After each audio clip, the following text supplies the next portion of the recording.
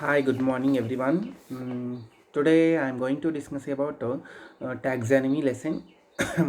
Taxonomy is nothing but వర్గీకరణ శాస్త్రము. So మొట్టమొదటిసారిగా ఆ మొక్కలను గుర్తించి నామీకరణ చేసి వర్గీకరణ చేయు శాస్త్రం మనం ఏమంటే వర్గీకరణ శాస్త్రము అంటున్నాం. టాక్సానమీ అను పదంను మొట్టమొదటిసారిగా ఏపీడి కండోల్ అనే శాస్త్రవేత్త మొట్టమొదటిసారిగా 1813 సంవత్సరంలో ప్రవేశపెట్టడం జరిగింది. అంటే టాక్సానమీ మీద మొట్టమొదటిసారిగా పరిశోధన చేసినందుకు ఇతన్ని వృక్ష వర్గీకరణ శాస్త్ర పితామహుడుగా means the father of taxonomy అని పిలవడం జరుగుతుంది. టాక్సానమీ అనేటువంటి పదము మెయిన్గా గ్రీకు భాష నుంచి రావడం జరిగింది. టాక్సిస్ అనగా అమెరికా, అనామస్ అనగా నివాసము, టాక్సానమీ అనగా న్యాయబద్ధమైన అమెరికా అని మీనింగ్ వస్తుంది. నెక్స్ట్ మనము వర్గీకరణ శాస్త్రంలో ఉన్నటువంటి లక్ష్యాల గురించి చదువుదాం. యూజువల్గా ప్రపంచంలో మొక్కలన్నిటినీ గుర్తించటానికి ఒక వర్గీకరణ శాస్త్రం అవసరం. రెండవది, మొక్కల మధ్య గల సహజ సంబంధాలు తెలుసుకోవడానికి మరియు వర్గీకరణ వ్యవస్థను రూపొందించడానికి కూడా ఈ వర్గీకరణ శాస్త్రం అనేటువంటిది ఉపయోగపడడం జరుగుతుంది. నెక్స్ట్, మొక్కలలోని వైవిధ్యాలను పరిణామరీత్యా అర్థం చేసుకునుట అనేటువంటి ముఖ్యమైనటువంటివి కూడా ఉపయోగపడుతుంది. నాలుగవది, వివిధ ప్రాంతాలలోని వృక్ష సంపదకు సంబంధించిన ఫోరాల్ని అండ్ కీ పాయింట్స్ని తయారు చేయడానికి కూడా వృక్ష వర్గీకరణ శాస్త్రం అనేటువంటిది ఉపయోగపడుతుంది. నెక్స్ట్, వృక్ష శాస్త్ర విద్యార్థులకు ఏ విధంగా ఒక మొక్క గురించి, దాంట్లో ఉన్నటువంటి బాహ్య లక్షణాలు, దాంట్లో ఉన్నటువంటి పుష్పంలో ఉన్నటువంటి అమరిక వివిధ భాగాల గురించి తెలుసుకోవడానికి ఈ వృక్ష వర్గీకరణ శాస్త్రం అనేటువంటిది తగిన సూచనను, శిక్షణను ఇవ్వడం జరుగుతుంది. ఇది వృక్షశాస్త్రము ఉన్నటువంటి లక్ష్యాలు. నెక్స్ట్ వన్ తీసుకుంటే వర్గీకరణ లేదా టాక్సానమీ ఫండమెంటల్స్ లేదా వర్గీకరణ శాస్త్రంలోని ముఖ్యంగా 3 ముఖ్యమైనటువంటి అంశాలు కలవు. అవేంటంటే ఫస్ట్ వన్ ఐడెంటిఫికేషన్, అంటే గుర్తింపుట, ఒక మొక్కలను గుర్తించటం. రెండవది నామిక్లేచర్, మీన్స్ గుర్తించినటువంటి మొక్కకి మనం ఏం చేయాలంటే నామీకరణ చేయాలి. Then third one, that is classification, ఒక మొక్కని వర్గీకరణ చేసేటువంటి విధానము. అంటే టాక్సానమీ అనేటువంటి దాంట్లో ముఖ్యమైనటువంటి 3 అంశాలు ఉంది: మొక్కను గుర్తించటం, మరియు నామీక్లేచర్ మీన్స్ నామీకరణ చేయడం, వర్గీకరించడం. Okay, first I'm going to discuss about the deep, that is identification. ఒక మొక్కను అంతకు పూర్వం తెలిసిన మొక్కతో సరిపోల్చి నిర్ణయించుటను గుర్తింపుట అంటారు. యూజువల్గా వర్గీకరణ శాస్త్రంలో ఒక ముఖ్యమైన అంశం మొక్కలలో హెర్బేరియంను భద్రపరిచి ఆ మొక్క ఆధారంగా గుర్తిస్తారు. ఇంగ్లాండ్ దేశంలోని మొట్టమొదటిసారిగా క్యూ అనే నగరంలో రాయల్ బొటానికల్ గార్డెన్, అది ప్రపంచంలో అతి పెద్దదైనటువంటి హెర్బేరియం అక్కడ ఉంది. దీనిలో నమూనా మొక్కలను ఆధారంగా ఒక మొక్కలను గుర్తించడం జరుగుతుంది. అదేవిధంగా మన భారతదేశంలో కూడా botanical survey of India which is located at Lucknow, ఇది కూడా అతిపెద్దనైనటువంటి హెర్బేరియం. దీని ఆధారంగా మన ఇండియాలో కూడా మొట్టమొదటిసారిగా మొక్కలను గుర్తించేటువంటి పద్ధతిని ఈ బొటానికల్ సర్వే ఆఫ్ ఇండియాలో ఉన్నటువంటి మొక్కల ఆధారం బేస్ చేసుకొని గుర్తించడం జరుగుతుంది. ఇది identification. Now I'm discussing about the second, that is nothing but nomenclature, నామీకరణ. ఒక మొక్కను గుర్తించిన తర్వాత దానికి నామీకరణ చేయాలి. ఒక మొక్కకు శాస్త్రీయబద్ధంగా సరి అయిన పేరును పెట్టేటువంటి విధానాన్ని నామీకరణ అంటారు. నామీకరణ మొక్కకు గుర్తించటానికి, దానిని గురించిన సమాచారం తెలుసుకోవడానికి ఉపయోగపడుతుంది. అదేవిధంగా ఒక మొక్కకు వివిధ ప్రాంతాల్లో వేరువేరు పేర్లు ఉండేవి. For example, hibiscus Roja sinensis, మందార, కొన్ని ప్రాంతాల్లో దాన్ని మందార అని పిలవడం జరుగుతుంది, కొన్ని ప్రాంతాల్లో దాన్ని దసన పువ్వు అని పిలవడం జరుగుతుంది, కొన్ని ప్రాంతాల్లో హైబిస్కస్. ఈ విధంగా ఒకే మొక్కకు వివిధ రకాల నామీకరణలు ఉండటం వల్ల ఆ మొక్కను సరిగా గుర్తించే అవకాశం లేదు. కాబట్టి ఆ వృక్ష వర్గీకరణ శాస్త్రంలో ICBN rules, means international code of botanical nomenclature base చేసుకొని ఒక మొక్కకు ఒకటే నామీకరణ ఇచ్చి అదే నామం ఎప్పుడు కూడా అనువర్తింపజేసేటువంటి విధానంని నామీకరణ అనడం జరుగుతుంది. దీనిని మొట్టమొదటిసారిగా 16వ శతాబ్దంలో హెర్బలిస్ట్ కాలం అనడం జరుగుతుంది. ఆ హెర్బలిస్ట్ కాలంలో మొక్కల శాస్త్రీయ నామాలు ఒకటే నామీకరణ లేకుండా బహునామీకరణ అంటే ఒకటి కంటే ఎక్కువ నామీకరణ ఉండేవి. అలా ఉండటం వల్ల ఒక మొక్కను గుర్తించడం చాలా కష్టంగా ఉండేది కాబట్టి మొక్కలకు ద్వినామీకరణ అనేటువంటి పద్ధతిని మొట్టమొదటిసారిగా కనుక్కోవడం జరిగింది. So that is binomenclature process. See, what is binomenclature is nothing but binomenclature which contain two different type of names, that is nothing but genus and species. These are the main two names which is present in the one scientific name, that means binomenclature. See, ద్వినామీకరణని మొట్టమొదటిసారిగా మనకు పరిచయం చేసినటువంటి శాస్త్రవేత్త ఎవరంటే గాస్పర్డ్ బాహిన్ అనే శాస్త్రవేత్త. So మొట్టమొదటిసారిగా గాస్పర్డ్ బాహిన్ అనే శాస్త్రవేత్త బైనామిక్లేచర్ని ప్రవేశపెట్టినప్పటికీ ద్వినామీకరణను మొట్టమొదటిసారిగా ఉపయోగించి పేరు పెట్టినది మాత్రం కెరోలస్ లిన్నేస్ అనే శాస్త్రవేత్త మాత్రమే. ఈ శాస్త్రవేత్త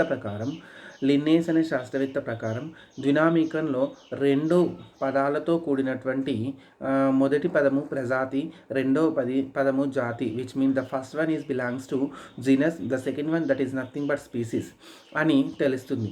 జాతి పేరు తర్వాత కర్త పేరును ఉంచాలి. అంటే ఒక మొక్కకు రెండు శాస్త్రీయ నామాలను రెండు పదాలను పేర్చిన తర్వాత ప్రజాతి జాతి తర్వాత ఆ మొక్కను ఎవరు కనుక్కున్నారో వారు శాస్త్రవేత్త లేదా కర్త పేరును బ్రాకెట్లో ఉంచడం జరుగుతుంది. సో ద్వినామీకరణను మొట్టమొదటిసారిగా 1956వ సంవత్సరంలో మనకు గాస్పర్డ్ బాహిన్ అనే శాస్త్రవేత్త ప్రవేశపెట్టడం జరిగింది. ఆ తర్వాత ద్వినామీకరణను ఉపయోగించింది మాత్రము కర్లోస్ లిన్నేస్ అనే శాస్త్రవేత్త 1753వ సంవత్సరంలో ఉపయోగించాడు. ఇతను ఎలా ఉపయోగించాడు అనేటువంటిది ఒక బుక్లో ప్రచురించడం జరిగింది. ఆ పుస్తకం లేదా ఆ గ్రంథం పేరే మనం ఏమంటున్నామంటే స్పీసీస్ ప్లాంటారం అనడం జరుగుతుంది. సో మొక్కల శాస్త్రీయ నామాలను 1753వ సంవత్సరం నుంచి ద్వినామీకరణ పద్ధతిని అనుసరించడం జరుగుతుంది. The best example for a binomenclature system that is nothing but Mangifera indica. సో ఈ మామిడి యొక్క శాస్త్రీయనామం తీసుకుంటే మాంజీఫెరా ఇండికా లీన్ అని పెట్టడం జరిగింది. ఎందుకంటే మాంజీఫెరా ఇండికా మాంజీఫెరా అనేది ప్రజాతి, ఇండికా అనేది జాతి పేరు, లీన్ అనేది ఆ మొక్క శాస్త్రీయనామం కనుక్కున్న శాస్త్రవేత్త పేరు బేస్ చేసుకొని లిన్నేస్ అని పేరు పెట్టడం జరిగింది. ఈ విధంగా మనకు ద్వినామీకరణ పద్ధతిని మొట్టమొదటిసారిగా గాస్పర్డ్ బాహిన్ ప్రవేశపెట్టినప్పటికీ దానిని అనుసరించింది మాత్రం లిన్నేస్ అనే శాస్త్రవేత్త. నెక్స్ట్ వన్, బైనామిక్లేచర్ లేదా ద్వినామీకరణలో మనకు ముఖ్యంగా ప్రజాతి పేరు జాతి పేరును కూడా పెట్టడం జరుగుతుంది. ఏ విధంగా అంటే ఒక మొక్కలో శాస్త్రీయ నామంలో మొదటి పదాన్ని మనం ఏమంటుంటే ప్రజాతి అంటున్నాం. సో ఈ ప్రజాతి కంపల్సరీగా లాటిన్ భాషలో ఉండాలి. అదేవిధంగా ఏ మొక్క శాస్త్రీయ నామం తీసుకున్నా ప్రజాతి పేరు కంపల్సరీగా క్యాపిటల్ లెటర్స్తో మాత్రమే ఉండాలి. సో ఈ విధమైనటువంటి క్యాపిటల్ లెటర్స్ ఉన్ని ప్రారంభమై ప్రజాతి పేరు ప్రముఖ లక్షణాన్ని బట్టి కానీ ఒక శాస్త్రవేత్త గౌరవ సూచకంగా కానీ లేదా ఆ మొక్క ప్రబలంగా నివసించే ప్రదేశాన్ని బేస్ చేసుకొని కానీ ప్రజాతి పేరును పెట్టడం జరుగుతుంది. ఫర్ ఎగ్జాంపుల్ మనము కొన్ని ప్రజాతుల పేర్లు శాస్త్రవేత్తల గౌరవ సూచకంగా ఇవ్వబడినవి. ఆ బెస్ట్ ఎగ్జాంపుల్ సిసాల్పిన్ అనేటువంటిది సిసాల్పినియా అండ్ బాహిన్ గాస్పర్డ్ బాహిన్ అనే శాస్త్రవేత్త పేరు మీదికెళ్ళి బాహినియా అని పెట్టడం జరిగింది. హూకర్ అనే శాస్త్రవేత్త ప్రకారం హూకేరియా అని పేరు పెట్టడం జరిగింది. అదేవిధంగా కొన్ని ప్రజాతుల పేర్లు ఆ మొక్కలో కనుక్కున్నటువంటి వ్యవహారిక భాష నుండి కూడా రావడం జరిగింది. ఫర్ ఎగ్జాంపుల్ నిలంబో, అవి ఎక్కడి నుంచి వచ్చిందంటే నిలంబో అనేటువంటి పేరు శ్రీలంక అనేటువంటి పేరు మీదకెళ్ళి రావడం జరిగింది. గింకో అనేటువంటిది ప్రజాతి పేరు చైనా మీదకెళ్ళి రావడం జరిగింది. మధుకళ అనేటువంటి దాని పేరు మీదకి రావడం జరిగింది.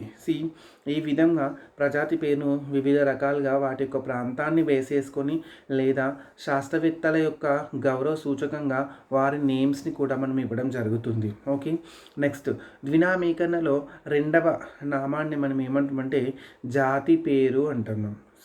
That is a species name. జాతి పేరు అనేటువంటిది ఇటాలియన్ భాషలో వ్రాస్తారు. దీనిని మనము ఇంతకుముందు క్యాపిటల్ లెటర్స్లో చూపించినాం ప్రజాతి పేరు, కానీ ఇక్కడ స్మాల్ లెటర్స్లో చూపించాలి.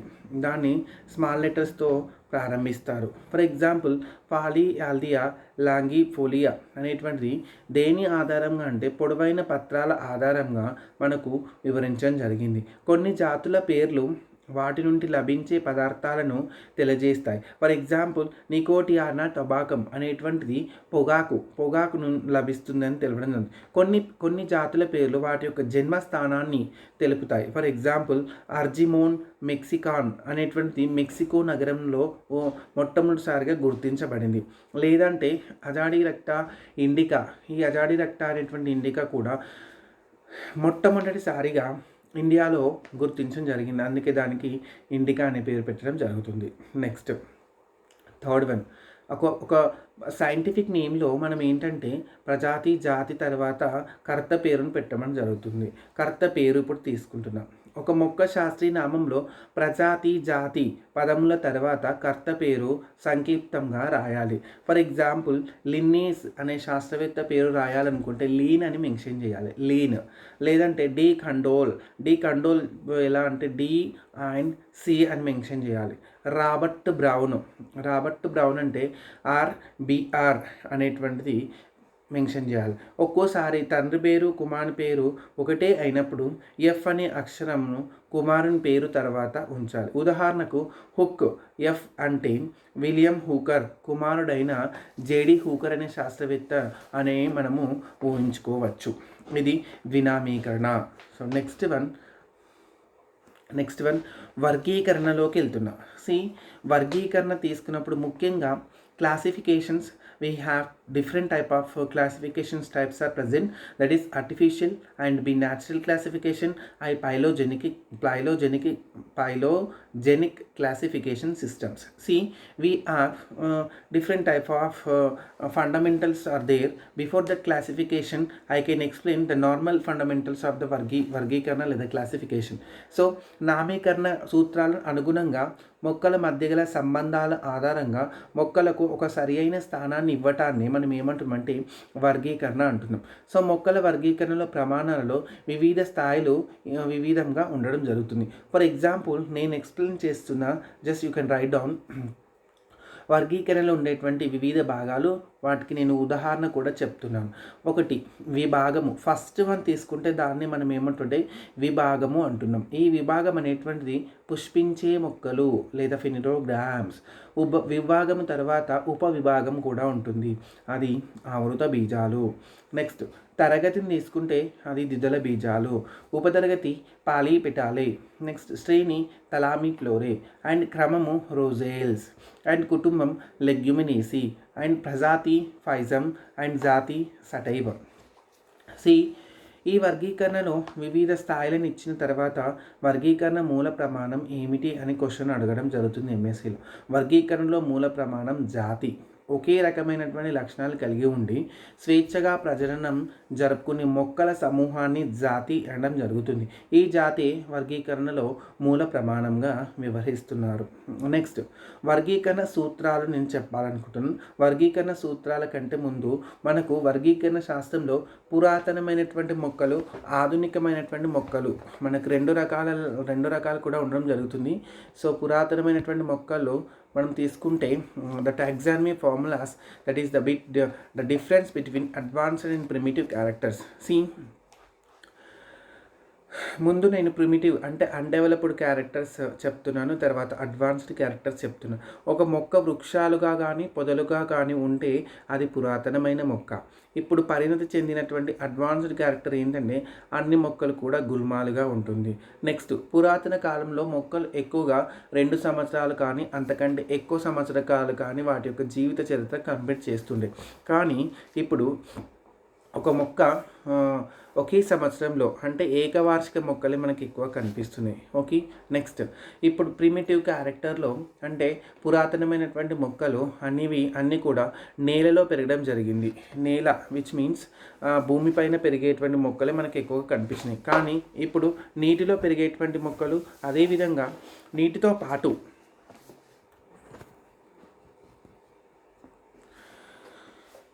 Okay.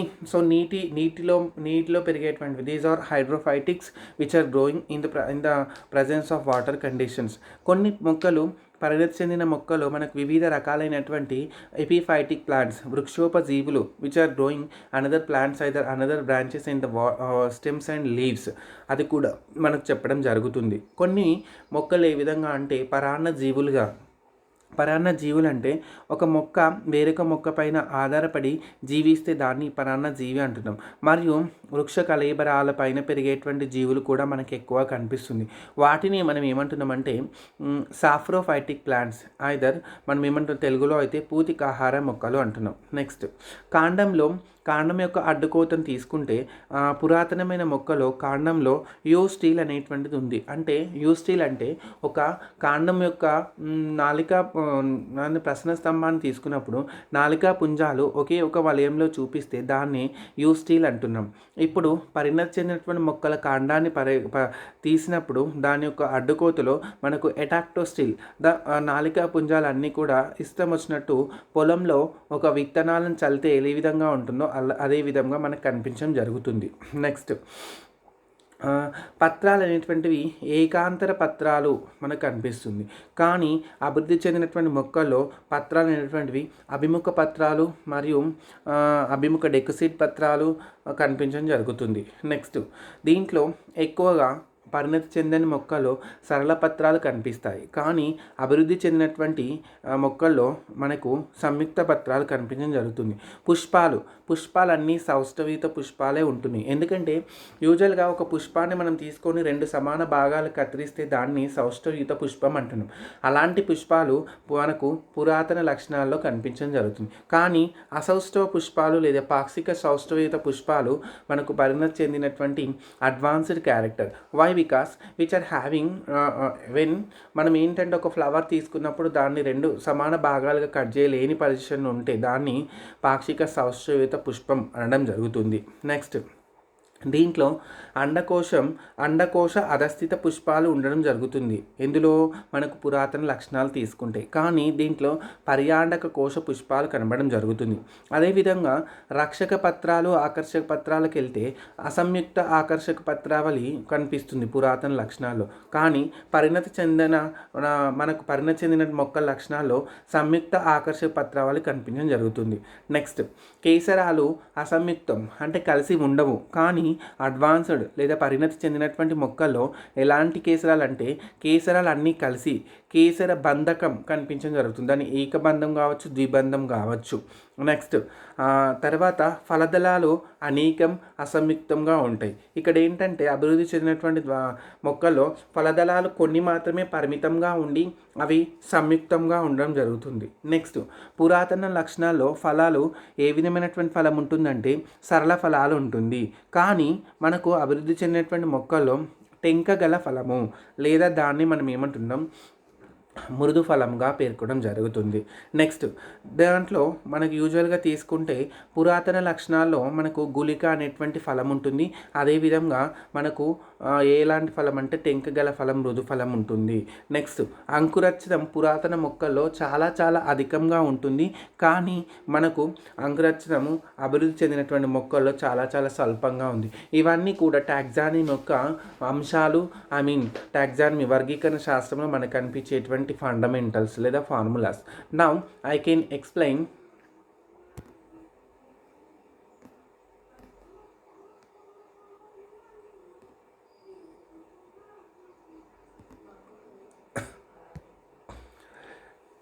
So classification types, majorly the classification, before that I can explain, these are the main three different types which is present in the botany, that is artificial classification, b natural classification, and phylogenetic classification system. Okay, so మొట్టమొదటిసారిగా కృత్రిమ వర్గీకరణకు మనం వెళ్తే మొక్కల యొక్క సహజ సంబంధాలతో నిమిత్తం లేకుండా సులువుగా పోల్చదగిన ఒకటి లేదా రెండు లక్షణాల ఆధారంగా మొక్కలను వర్గీకరిస్తే దాన్ని కృత్రిమ వర్గీకరణ అంటున్నాం. ఓకే, సో ఉదాహరణకు మొక్కల ఆకృతి ఆధారంగా కానీ, లేదా గుల్మాలు, పొదలు, వృక్షాలు ఉన్నటువంటి విధానంని బట్టి కానీ, లేదా కెరోలస్ లిన్నేస్ అనే శాస్త్రవేత్త పుష్పంలో ఉన్నటువంటి కేసరాలు, అండాశయాన్ని ఆధారంగా వర్గీకరించడం జరిగింది. అందువలన దీనిని ఈ వర్గీకరణను లైంగిక వర్గీకరణ అనడం జరుగుతుంది. దిస్ ఈజ్ కృత్రిమ వర్గీకరణ లేదా ఆర్టిఫిషియల్ వర్గీకరణ, artificial classification system. B second one, that is the natural classification system. This is commonly called as సహజ వర్గీకరణ. మొక్కల మధ్య గల సహజ సంబంధాలను ఆధారంగా చేసుకొని మొక్కలను వర్గీకరిస్తే దాన్ని సహజ వర్గీకరణ అంటున్నాం. నెక్స్ట్, జీవులన్నిటినీ దేవుడు సృష్టించాడని, అదే జీవుల లక్షణాలు స్థిరంగా ఉండి నమ్మకం ఆధారంగా వర్గీకరించడం జరిగింది. డార్విన్ పరిణామ సిద్ధాంతము మరియు దానికంటే ముందు వెలువడినది ఇది. సహజ వర్గీకరణకు ఉదాహరణ బెంథమ్ అండ్ ఊకర్ వర్గీకరణ, that is very very important. And also de Candolle and de Jussieu and Linder వర్గీకరణలన్నీ కూడా సహజ వర్గీకరణలోకి రావడం జరుగుతుంది. నెక్స్ట్ మూడవది పైలోజెనిక్ క్లాసిఫికేషన్ సిస్టమ్, అంటే వర్గ వికాస వర్గీకరణ. డార్విన్ పరిణామ సిద్ధాంతం వెలువడిన తర్వాత మనకు ఈ వర్గీకరణ వెలువడింది. మొక్కల పుట్టుక, పరిణామము, క్రమం ఆధారంగా చేసుకొని వర్గీకరించిన విధానంను వర్గ వికాస వర్గీకరణ అంటారు. ఈ వర్గీకరణ ఉదాహరణ ఎంగ్లర్ అండ్ ప్లాంటర్ వర్గీకరణ, బెస్సో వర్గీకరణ అండ్ హాచిన్సన్ వర్గీకరణ. ఇవన్నీ that is belongs to in the PG syllabus, not in the UG. So these are the common classification system, and now I can explain, that is also very very important, ICBN rules. See, what is ICBN rules? What is ICBN abbreviation? International Code of botanical nomenclature, అంతర్జాతీయ వృక్ష నామీకరణ సూత్రాలు లేదా నియమావళి.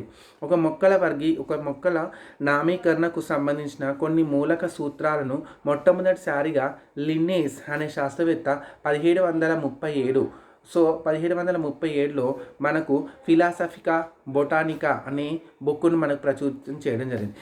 ఈ గ్రంథంలో వృక్ష నామీకరణకు సంబంధించినటువంటి పూర్తి స్థాయి సూత్రాలను తాను రచించి థియరీ ఎలిమెంటరీ డి లా బొటానికా అనే గ్రంథంలో ప్రచురించడం జరిగింది. సో ఈ విధంగా మొట్టమొదటిసారిగా ICBN సూత్రాలకు సంబంధించినటువంటి ఒక సమావేశం లేదా దాన్ని మనం ఏమంటుంటే ఒక చర్చ జరగడం జరిగింది. దాన్ని ఇంటర్నేషనల్ బొటానికల్ కాంగ్రెస్ అనడం జరుగుతుంది. ఇది ఎక్కడ జరిగిందంటే 1867 సంవత్సరంలో ప్యారిస్లో జరగడం జరిగింది. కాబట్టి దీన్ని ఏమంటున్నామంటే ప్యారిస్ కోడ్ అనడం జరుగుతుంది. 1867లో జరిగినటువంటి ప్యారిస్ కోడ్లో కొన్ని సూత్రాలను వివరించడం జరిగింది. నెక్స్ట్, ప్యారిస్ కోడ్లో ముఖ్యంగా పూర్వవర్తిత్వ సూత్రాన్ని నామీకరణలో మనకు ప్రాథమిక అంశంగా గుర్తించారు. కానీ అయితే కొంతమంది శాస్త్రవేత్తల ప్రకారము ICBN రూల్స్లో మనకు కొన్ని విభేదించినటువంటి సూత్రాలు అనుసరించారు. ప్యారిస్ కోడ్ తర్వాత 1892లో న్యూయార్క్లోని రోచర్స్ బొటానికల్ క్లబ్లో అమెరికా శాస్త్రవేత్తలు మొట్టమొదటిసారిగా నామీకరణ సూత్రాలను తయారు చేశారు. దాన్ని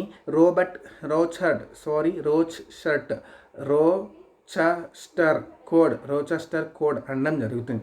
తర్వాత 1905 సంవత్సరంలో వియన్నాలో, అదేవిధంగా 1910 సంవత్సరంలో బ్రెజిల్లో అండ్ 1930 సంవత్సరంలో కేంబ్రిడ్జ్లో జరిగి అదేవిధంగా కొన్ని సూత్రాలను యాడ్ చేయడం జరుగుతుంది. ఈ ICBN రూల్స్ అనేటువంటిది ప్రతి 5 సంవత్సరాలకు ఒకసారి ఇది సమావేశం ఉంటుంది. సో అదేవిధంగా చివరిగా మనకు ఐసీబీఎన్ సూత్రాల కోసము చివరి సమావేశం ఎప్పుడైందంటే యూజువల్లీ అది వియన్నాలో 2005 సంవత్సరంలో జరగడం జరిగింది. ఈ విధంగా 2005 సంవత్సరం జరిగినటువంటి వియన్నా అని మనం ఏమంటే వియన్నా కోడ్ అంటున్నాం. యూజువల్గా ఐసీబీఎన్ రూల్స్ ఎవ్రీ 5 నుంచి 6 సంవత్సరాలకు ఒకసారి జరుగుతుంది. ఓకే. సో వియన్నా కోడ్లో మనకు వియన్నా కోడ్ మొదటిగా మొట్టమొదటి ఉపోద్ఘాతాన్ని వివరించడం జరిగింది. దీని తర్వాత 3 ప్రధాన భాగాలు ఉన్నాయి. మొదటి భాగంలో 6 సూత్రాలను వివరించడం జరిగింది. అదేవిధంగా రెండో భాగంలో నామీకరణ నిబంధనలు మరియు సిఫార్సులని సంబంధించినటువంటి 62 ప్రకరణాలు మరియు 7 అధ్యాయాలు పేర్కొనడం జరిగింది. మూడో భాగంలో నియమావళి సవరణకు సంబంధించిన అంశాలను కూడా పేర్కొనడం జరిగింది. ఇది ఐసీబీఎన్ రూల్స్. నెక్స్ట్ మనం తీసుకుంటే ఒక మొక్కను గుర్తించాలి అని చెప్పినారు. గుర్తించినప్పుడు రాయల్ బొటానికల్ గార్డెన్ లేదా botanical survey of India and లక్నోలో ఉంది. అది royal botanical garden England Kew నగరంలో ఉంది. ఈ నగరంలో ఉన్నటువంటి గార్డెన్లో మనకి హెర్బేరియం షీట్స్ ఉంటాయి. What is herbarium and herbarium ఎందుకు ఉంది, హెర్బేరియం కీపర్ బాక్స్ ఏంటి అసలు. హెర్బేరియం అనగా యూజువల్గా ఒక మొక్కని తీసుకొని ఆ మొక్కని కొన్ని పేపర్స్లో కానీ కొన్ని పాలిథిన్ పేపర్స్లో పెట్టి దాన్ని డ్రై చేసిన తర్వాత మనం హెర్బేరియం షీట్ పైన స్టిక్ చేసి దాన్ని పక్కన పెట్టి తయారు చేసినటువంటి దాన్ని హెర్బేరియం అంటున్నాం. ఈ హెర్బేరియము షీట్ పైన మనకు కొన్ని అంశాలను గుర్తించడం జరుగుతుంది. ఫస్ట్ వన్, కలెక్ట్ చేసిన వారి పేరు, వారి యొక్క ఏ మొక్కని కలెక్ట్ చేసిన దాని శాస్త్రీయ నామము అండ్ దాని యొక్క సాధారణ నామము, అది ఏ క్రమానికి చెందుతుంది, అది ఏ కుటుంబంలోనిది అండ్ అది ఏ ప్రదేశం నుంచి కలెక్ట్ చేశారు, అది ఏ డేట్లో కలెక్ట్ చేయడం జరిగింది అనేటువంటి అన్ని అంశాలను కూడా ఆ హెర్బేరియం షీట్ కుడివైపున అన్ని అంశాలు మెన్షన్ చేసి పెడతారు.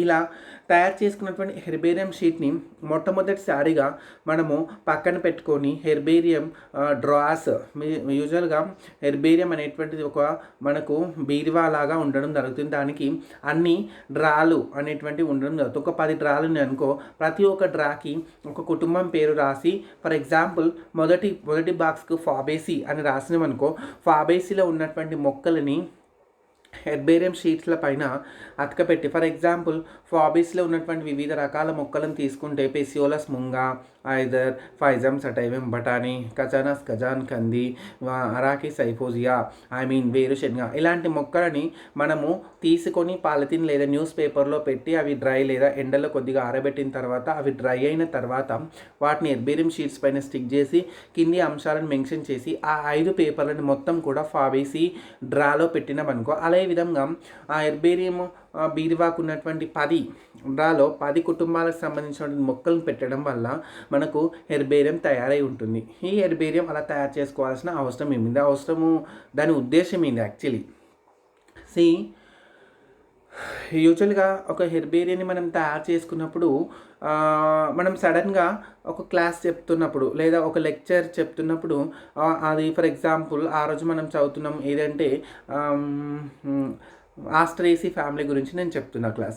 ఆస్ట్రేసి ఫ్యామిలీ చెప్పేటప్పుడు హీలియాంథస్ అన్యులస్ సన్ఫ్లవర్ మీన్స్ మనకేంది ప్రొద్దుతిరుగుడు పువ్వు గురించి నేను ఎక్స్ప్లెయిన్ చేస్తున్నాను. ఆ టైంలో సడన్గా మనం ఫీల్డ్కి వెళ్ళి ప్రొద్దుతిరుగుడు పువ్వు తీసుకొచ్చి మనము చూపించి అంటే స్టూడెంట్స్కి లైవ్లో ప్రాక్టికల్గా చూపించి ఎక్స్ప్లెయిన్ చేసేటువంటి ఛాన్స్ ఉండదు. కానీ మనం బిఫోర్ దట్ హెర్బేరియం బాక్సెస్ని హెర్బేరియం షీట్స్ని తయారు చేసి పెట్టుకుంటే మనకి హెర్బేరియం షీట్స్లో ఉన్నటువంటి డ్రాస్లో ఎక్కడైతే ఆస్ట్రేసి కుటుంబం ఉందో ఆస్ట్రేసి కుటుంబం డ్రా ఓపెన్ చేసి దాంట్లో ఉన్నటువంటి హెర్బేరియం షీట్ తీసుకొచ్చి పిల్లలకి లైవ్లో చూపించి మనము లెసన్ ఎక్స్ప్లెయిన్ చేయొచ్చు. అంటే ప్రాక్టికల్గా కూడా మనము ప్లాంట్ని చూపిస్తూ క్లాస్లో ఎక్స్ప్లెయిన్ చేసే అవకాశం ఉంది. అదేవిధంగా మేజర్ ఫంక్షన్స్ ఏముంది, హెర్బేరియంస్ యొక్క మేజర్గా ఉపయోగపడేటువంటి అంశాలు ఏంటి? ఒక మొక్క అంతరించిపోతుంది అనుకోండి, లేదా ఎండేంజర్డ్ స్పీసీస్ అది అంతరించిపోయే స్టేజ్లో ఉంది. అంతరించిపోయే స్టేజ్లో ఉన్నటువంటి మొక్కలకు ఉదాహరణ అంటే నెఫంతిస్ కీటకాహార మొక్క, డ్రాసిరా ఇది కూడా ఒక రకమైనటువంటి కీటకాహార మొక్క. These are the endemic species. I mean what is endemic species is nothing but this type of plant which are growing in the particular environmental condition in the particular areas that is known as endemic species. Why? Because అవి కొన్ని వాతావరణ పరిస్థితులు తట్టుకొని మాత్రమే పెరుగుతాయి.